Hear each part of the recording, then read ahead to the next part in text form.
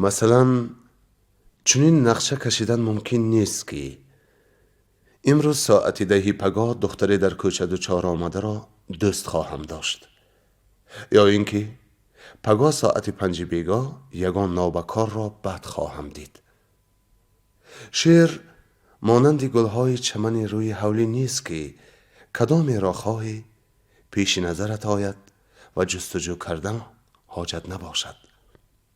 شعر مثل گلهای صحرا و مرغزار و کوه هاست که آنجا در سر هر کدام گلهای پدید می آیند که یکی از دیگر رعناتر و زیباترند. احساس موسیقی را به وجود می آورد، موسیقی احساس را. کدام اینها را اولین شماریم؟ مسئله تخم اول شده است یا مرغ هنوز حل نگردیده است. همچنین نویسنده موضوع را با وجود می آورد یا موضوع نویسنده را. موضوع تمام عالم نویسنده، تمام وجود نویسنده. بی موضوع نویسنده نمی شود. هر نویسنده موضوع خود را داراست. تفکر و احساس پرنده باشد، موضوع آسمان است. تفکر و احساس آهو باشد، موضوع بیشه است. تفکر و احساس نخچیر باشد، موضوع کوهسار است. تفکر و احساس راه باشد، موضوع شهر است که این را به آن شهر میبرد. موضوع من وطن، آن را جستجوی و انتخاب کردن من حاجت نیست. وطن را به خود انتخاب نمی کنیم، بلکه وطن از اول ما را انتخاب نموده است. عقاب بی آسمان و آهو بی کوهسار و ماهی بی دریای ساحل شخاب و سمالیات بی ایرودروم نمی شود. همچنین نویسنده بی وطن نمی شود. عقابی که در بین مرغان خانگی کاهلانه می گردد عقابی بی هنر است. بوزی که در رمه کلخاز است بوزی کوهی نیست. گلماهی که درون شیشه آبشنا دارد گلماهی نیست. سمالیاتی که در موزه است سمالیات نیست. همچنین بلبلی که خوانش ندارد بلبل نیست. باز در باب موضوع، از آوان بچگیم یک منظره برایم عزیز است. همین که تریزچه خانه پدرم را می کشادم در نظرم چمنزار فرحفزای جلوگر می شد، گویا که در دامن اول دسترخوان زیبای گسترده باشند. شاخه‌های اطراف به سر چمنزار سرخم می کردند. از قبط شاخه‌ها پیره‌های پرپیچ و تاب نمودارند که در بچگیم آنها مار را به خاطرم می آوردند. دهان غارها همیشه دهان حیوانات وحشی را به یادم می آورد. از پس یک قطار کوه دیگری می نمود. کوه ها گرده، تیره و به مثال کوهانی شتر پخماق می تافتند. اکنون می دانم که در شویتزاریا یا نیاپل بر این جایهای منظره های زیباتری هست، اما کجایی روم؟ چه زیبایی های روی زمین را بینم؟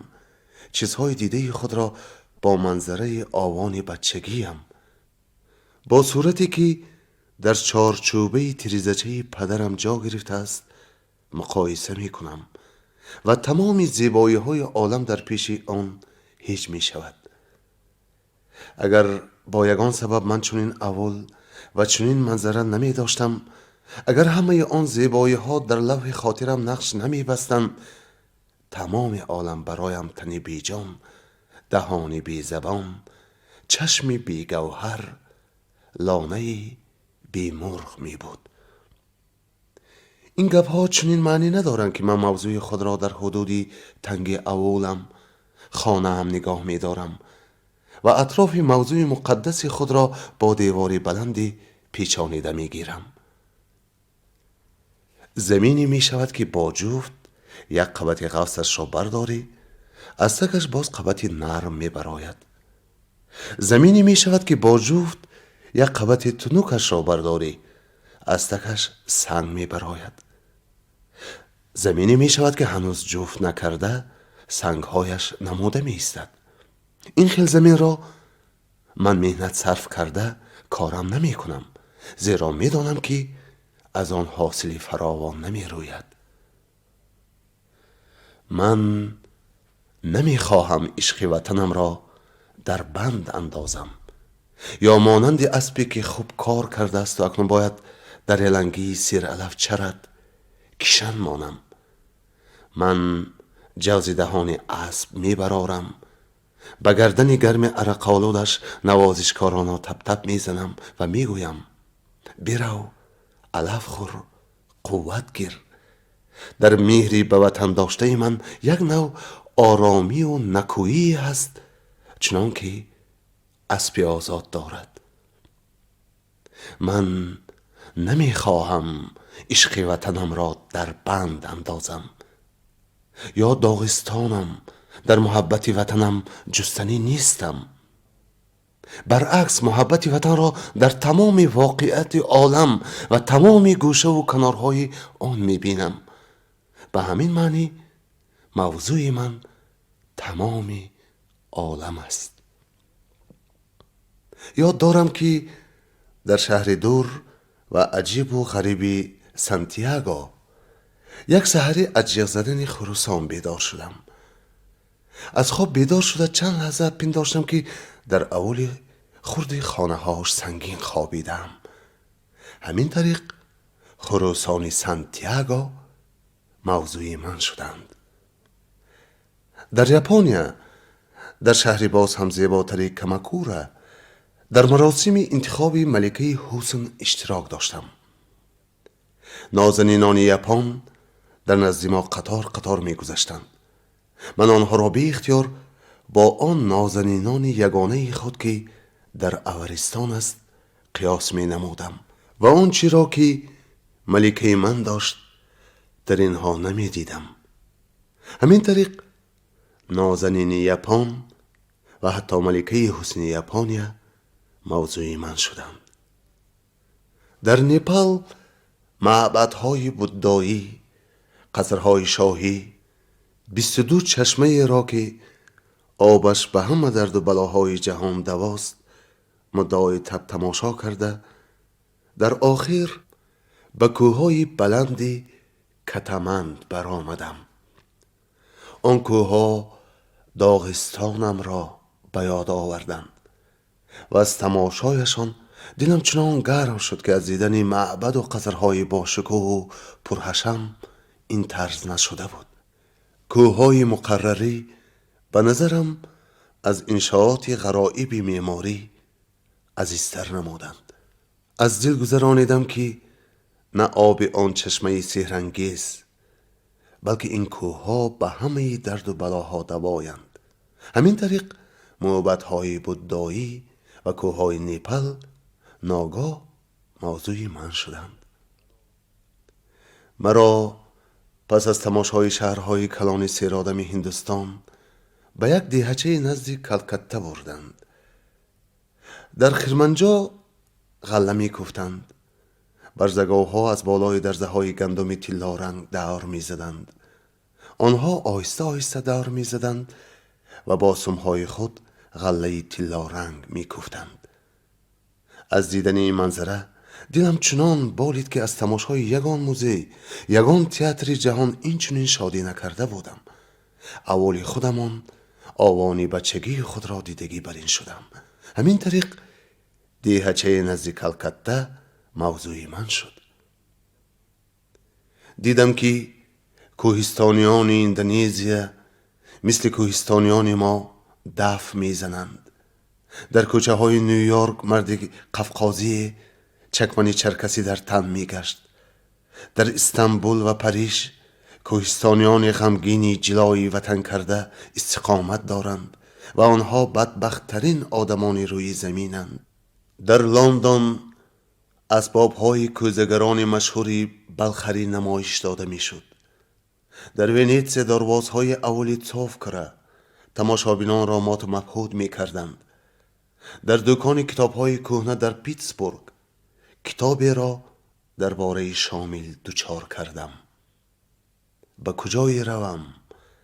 در کجای باشم؟ رشته های نازکی مرا به داغستان می پیوندند. دشوار است حال آن جنگاور که سویش یک باره چند شمشیر زن حمله می آورد. او خود را هم از پیش و هم از خفا مدافع کرده نمی تواند. اگر شخصی باشد که جنگاور تخت پشت بر آن دهد، کارش آنقدر برد نمی شود. جنگاوری چالاک به شخ تکیه نموده دو سه دشمن را زده می افتاند. داغستان برای من چنین شخ است. در لحظه های دشوارترین به من مددگار می شود. سیاحان با خود تأثیرات کشورهای تماشا کردهشان را می آورند. اما فقط بخت من نمی تابد. کجایی روم همیشه سرودهای داغستان می آورم. در هر شعری نوم داغستانم را گویا از سر نو می شناسم، درک می کنم و با آن دل می بندم. مهر داغستان عزیزم در دلم بی پایان است. از دفترچه خاطرات. عقاب، سرودی از همه دلپسندت کدام؟ سرود کوههای بلند. ماه خورک، سرودی از همه دلپسندی تو کدام؟ سرود بحر نیلگون. زاغ، سرودی از همه دلپسندی تو کدام؟ سرودی لاشخوری در کارزار. ادبیات هم پرنده ها دارد، عقاب ها و ماه خورک ها. یکی وصف کوهساران می کند، دیگری ترانه بحر دمان می خواند. هر کدام وطنی دارد و موضوعی. اما زاغ ها نیز هستند، آنها بیشتر خود را می پسندند. زاغ هنگام کافته خوردن چشمان میت در کارزار اندیشه ندارد که آن چشمان قهرمانی است یا بزدلی. ادیبانی را می دانم که امروز کاری می کنند که برایشان امروز فایده دارد. فردا به کاری دست می زنند که فردا نفع می آورد. باز در باب موضوع صندوق پربساط. سخن کلیدی این صندوق. اما بساط صندوق باید از آن خودت باشد، نه مال کسی. بعضی ادیبان 100 موضوع را دست میزنند و یگان تاش را حل نمی کنند. آنها سرپوش صندوق را اندکی کشاده لطپته های روی آن را تیت کرده می پرتایند و بر سر صندوق دیگری می شتابند. اگر صندوق را صاحبش کشاد، می دانست که چیزها را با احتیاط یک تا گیرد. از تک همان صندوقچه زرینی آرزوی دلش را می براید. آدمانی که از سر یک موضوع به سر موضوع دیگر پریده می گردند به دلگلاوی سرزنه کوهستانی مانند. او 28 مراتب زن گرفته، عاقبت تماما بی زن مانده است. اما موضوع را با یگان زن نکاحی هم برابر کردن ممکن نیست. همچنین با مادر یگانه، با فرزند یگانه قیاس کردن درست نیست، زیرا کس گفتن نمی تواند که این موضوع من است و یگان آدم به آن دست نزند. موضوع از آن من، اما به همه دیگران نیز دسترس است. من باری شنیدم که یک نویسنده دیگر را برای دزدیدن موضوعش نفرت می کرد. او می گفت به تو کی حقوق داد که درباره عشق قزاق نویسی؟ تو می دانی که موضوع من درباره عشق قزاق من نوشته ایستادم. این کاری تو دزدی روی راست؟ آن نویسنده چنان به هیجان آمده بود که گویا همین حالا محبوبهش را دزدیده باشند. جوابی که او شنید مناسب مرد کوهستان بود. کسی امام می شود که شمشیرش براتر و گیراتر. عروس نه از آن شخصی است که به خانه وی خواستگار می فرستد. بلکه از آن کسی است که او را زن خود کرده است. بگذار موضوع ارثچی چون همه موضوعهای دیگر از آن کسی شود که بهتر می نویسد. آره، نویسندگان گوناگون بیخبر از یکدیگر همان یک موضوع را انتخاب و حل کرده می توانند. در ادبیات کلخاز نمی شود. هر نویسنده میدان خود، قطعه خود را دارد، هرچند قطعه او خرد است. ولی من به کسی نمی گویم که از بس که اکنون حتی خودم به قطعه هایم قریبی نمی کنم، شما هم به میدان من نزدیک نآیید. در سر واتی من نه سگ را می بینید نه قراول ملتقدار را. ضمناً کجاست آن واتی من؟ چخیل آن را جدا کنم و اطرافش را چگونه دیوار گیرم؟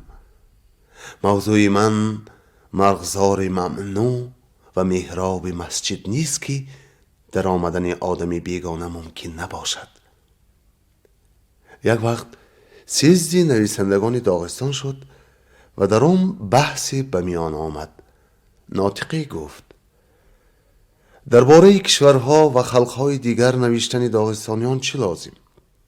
بگذار درباره اسپانیا اسپانیها، در حق یپان یپانها، درباره صناعت اورال نویسندگان ساکنی اورال نوشتن گیرند. اگر پرنده‌ای در باغلانه داشته باشد، آیا به باغ دیگر رفته خوانش می کند؟ آیا به وادی که زمینش بی این هم خوب و حاصل خیز است از کوهسار خاک برخته ریختن حاجت است؟ اگر روغن دنبه کرد را آب کردنی باشی، با اون باز روغن انداختن چی لازم است؟ در سیزد از ریسپوبلیکی دیگر مهمان بود. او به ناطق چنین جواب داد: حیوان وحشی هم مثل پرنده لانه دارد، اما آفتاب به همه حیوانات وحشی برابر گرمی می دهد، چنانکه باران به همه درختان برابر آب می پاشد. رنگین کمان به چشم همه آدمان یک خیل می نماید. در کوههای بلند هم، در دره های تاریک هم برابر رعد و برق می شود. از برنج مملکت دیگر هم پلوی با مزه می شود. من به سیز شما از راه دور آمدم، فقط برای شما را تبریک گفتن آمده بودم، ولی اکنون پی می برم که به کوه و بحر، به مردان نجیب و زنان زیبا و پرشأن شما دل بستم. اگر درباره شما چیزی بنویسم، هم دیارانم از من منتدار می شوند. شما هم درباره کشور من نویسید، ضرر نمی کند. نویسنده در انتخاب خود مثل انتخاب محبت آزاد است. آیا محبت اول اجازت پرسیده بعد در دل کسی جا می شود؟ اهل سیزد به برآمد مهمان کفکوبی کردند، زیرا سخنانش چون سینان راست و تیز بودند. هنگامی که من هم چپک می زدم و به گفته های او قریب پر راضی بودم، چنین اندیشم آرام نمی گذاشت. درباره مملکت و خلقهای دیگر نوشتن خوب است، اما پس از آن که در موضوع خود استاد شدی. داغستان خرد من و جهان بزرگی من، دو نهرچه‌ای که به وادی رسیده یک می شوند، دو دانه اشکی از دو چشم برون آمده به دو بری رو جاری می شود. نتیجه غم یا شادی یگانه است. اشک بر رخساره شاعر چکید، هم بر روی راست هم بر روی چپ. بود از اشکش غم و شادی پدید، اشک هجران بود و آن اشک غضب. این دو قطره اشک آرام، اشک غضب، تا فرو غلطیدن خود ناتوان. چون بریزد شیر خیزد بی خلاف، آتش و طوفان دمد در یک زمان. داغستان خرد من و جهانی بزرگی من. این است حیات من، سرود من، کتابی من و موضوعی من. عقابی که از سر شاخهای بلند پریده با وادی‌های دامان فراخ نمی رود، عقابی بی هنر است. عقابی که از وادی‌های دامان فراخ به سر شاخهای بلند بر نمی گردد، عقابی بی هنر است. کار عقاب آسان، وی که از روز ازل عقاب است، حتی خواهد هم نه ماه خورک شده می تواند و نه زاغ. ولی مثل عقاب شدن نویسنده‌ای که از روز ازل صفتهای این پرنده نیک خصلتی بیباک را ندارد محال است. شخصی را که قاموس نواخته نمی تواند، در جایهای ما تسلی داده می گویند هیچ گپ نی، در آن دنیا یاد می گیرد. چقدر نویسندگانی هستند که از روی محبت یا نفرت نی، بلکه تنها از روی شامه خود بعد از قلم می گیرند و کاغذ سیاه می کنند. آخر مهمانی هم که به اول می آید و کدام حولی در آمدن را اندیشه می کند، از بوی دود موری به خود حولی را انتخاب می نماید. از یک موری بوی زغاره می آید، از دیگری بوی گوشت گوسفند. آخر داماد شونده هم بعضن از دو دختر که یکی تهی مغز است و دیگری عاقله، تهی مغزش را انتخاب می کند، اگر وی سیرپلتر باشد. آخر نویسندگانی نیز هستند که در چه خصوص و درباره کدام مملکت اثر نوشتن برایشان فرق ندارد. آنها به سوداگرانی مانند که هرچه دورتر روم مالم را همان قدر قیمتتر پول می کنم گفتنی گمان دارند. این قبیل نویسندگان پرخلشه نام دختری را به خاطرم می آورند. او عقیده ای داشت که در اول خودش جوانی سزاوارش نیست و با امیدی جوانی ارزنده از اول دیگر شوهر نکرده می نشست. البته پی بردن دشوار نیست که عاقبت پیر شد، آن دختر او را خریداری نشد. قصه بیشروی دو کوهستانی. دو کوهستانی از اول برآمده بیشه می روند تا یغواری آرند. یغهای کهنه ظاهرا از کار برآمدند. کوهستانی یکم زود یک درخت موافق را یافته دو شاخ خشک یغبابش را بریده گرفت، اما با نظر رفیقش یک درخت از دیگری بهتر می نمود و او از این هم بهترش را می جست. به همین منوال تمام روز در بیشه سرگردان شد و یارایی آن نداشت که درختی را انتخاب نموده شاخ درکاریش را بریده گیرد. نهایت کار دو شاخچه را برید که آنها از شاخه های پیش واخورده بدتر بودند. او به خانهش بیگاهی برگشت که در این وقت آن کوهستان یکم با یوغ نو زمین را شدگار کرده خانه می رفت. این قصه را به من ابو طالب به آن مناسبت حکایت کرده بود که یک شاعر داغستانی از کمندیروفکه دور دو شعر سستی نوشته آمده است. سرودی را که در دیار خود یاد نگرفتی، دور از کشورت رفته یاد نمیگیری. خلاصه نمود نصیحت خود را شاعری پیر و بعد علاوه کرد: شاعران گاها با کوهستانی مانند که تمام روز کلاهش را جسته است و حالان که کلاه در کله بی مغز خودش بوده است. باز در باب موضوع، روزی من نخستین بار بونه خود را ترک گفته سیاحت اختیار نمودم. مادرم به تک تیریزه چراغ در گرانیده ماند. من قدم می زدم، تاب خورده قفا می نگریستم، باز قدم می زدم و می دیدم که چراغ خاندان عزیزم به من از قبط هوای تومن و تیره چشمک می زند. چراغ که تک تیریزه چه همه سالهایی که من جهان را می گشتم چشمکم می زد. بعد آن که خانه برگشتم و از درون خانه ایستاده با آن تریزچه نگریستم، تمام جهان بزرگ را که در ظرف حیات خود گشتم دیدم. به نویسنده کی موضوع می دهد؟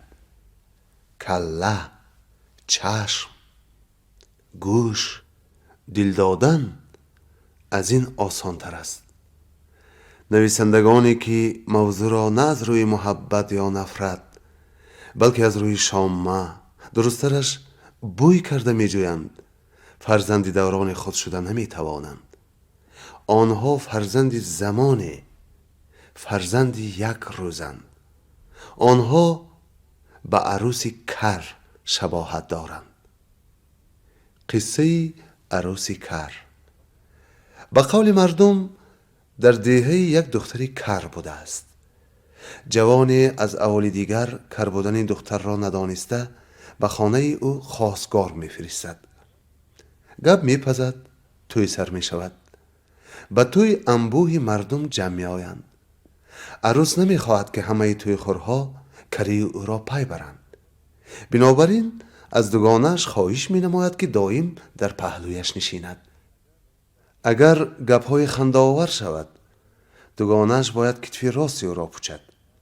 اگر حکایت غم‌انگیز حزن‌آوری شود، کتفی چپش را. در توی گپ زدن خود عروس شرط نیست. اگر تماما لب به سخن نگشاید باز خوبتر. بنابراین فرصتی چند همه کار بجا بود. جایی که خندیدن لازم، عروس میخندید. هنگامی که حاضران غمگین میشدند، او نیز به چهرهش پرده غم میکشید. اما ثانی‌تر دوگانش شرط را فراموش کرده به جای کتف چپ راست را و به جای راست چپ را پوشیدن گرفت. عروس در لحظه های غمین و خاموشی اندیشه آمیز قاقا میخندید و هنگامی که همه خنده و شادی میکردند آه میکشید و نوحه میکرد. داماد به عروس ذهن ماند و به خلاصه آمد که وی تماما دیوانه است و همان دم عروس را از کدام راه آمده باشد با همان راه گردانیده فرستاد. خلاصه نویسنده حقیقی نباید مانند عروسی کر با پوشیدن‌های کتف راست و کتف چپ محتاج باشد. او را تنها درد دل خود، شادی و فرح خود وادار می کند که بعد از قلم گیرد. وی نه به دارای آن می خندد که دیگران می خندند و با آنها باید تقلید بکند، نه برای آن غمگین می شود که دیگران غمگینند و با آنها باید تقلید بکند. نه، در توی به همه باید خودی وی تأثیر رساند. بگذار خنده شاعر به تمام حاضران خنده و شادی بخشد. هنگامی که شاعر درد دل میگوید، بگذار دل همه از غم فشار یابد.